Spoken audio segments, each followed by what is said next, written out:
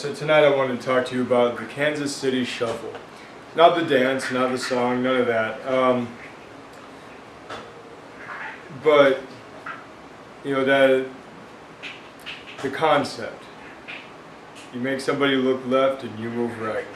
It's this idea of deception in martial arts. We use this over and over and over again. And it turns out humans are incredibly bad at multitasking. Literally, you can't. It's neurologically impossible.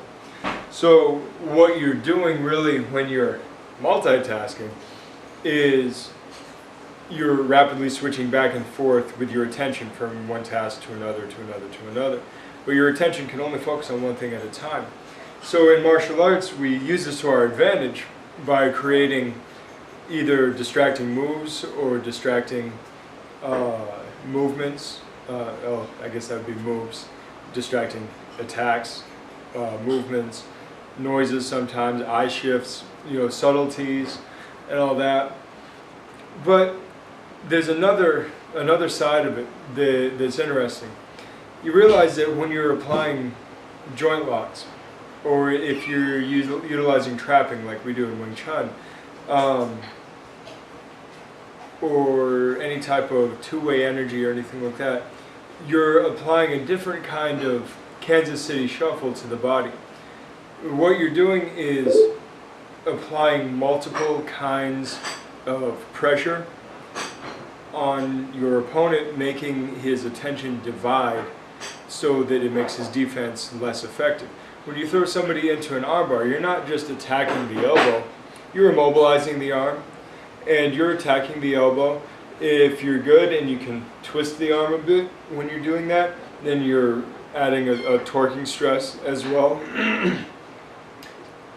That one's hard to do if you don't have the arm immobilized properly, otherwise they can just roll their elbow, especially if they have flexible shoulders.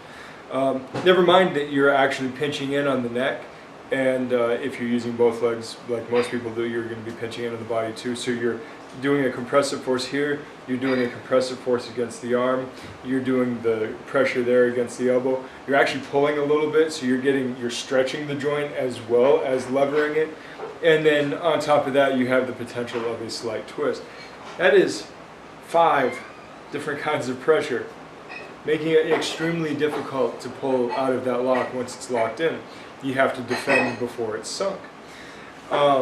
Much the same thing with trapping.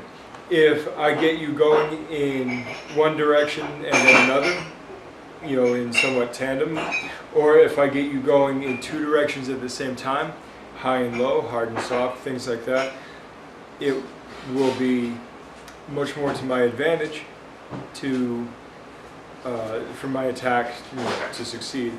So I want you to start using this idea of the Kansas City Shuffle, of using distraction, of using deception, of using chaos, really, to your advantage. Adding variables to your opponent's plate to defend against. Because the more variables he has to pick between, the harder it is going to be for him to defend. And it is really, beyond timing, leverage, body structure, which are of utmost importance.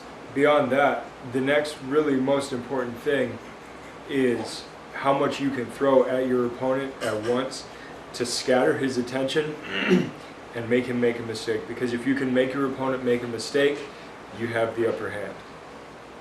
That's all I got for you. Keeping it short tonight. I've been rambling a lot lately. So talk to you guys next time. Good journey.